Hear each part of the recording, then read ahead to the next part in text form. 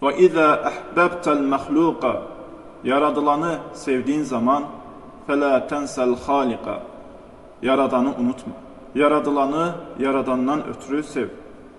Allaha qarşı olan sevgi, məxluqa qarşı olan sevgidən üstündür. Və məxluqa qarşı olan sevgi də Allaha qarşı olan sevgidən irəli gəlir. Allahı sevməyən insan məxluqu da sevə bilməz, insanları sevə bilməz, onlara mərhəmət edə bilməz.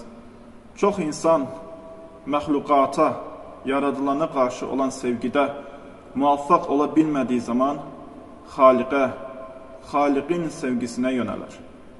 Məxluqat sevgisində muvaffəqiyyətsizlik Xaliq sevgisinə muvaffəqiyyətə aparar.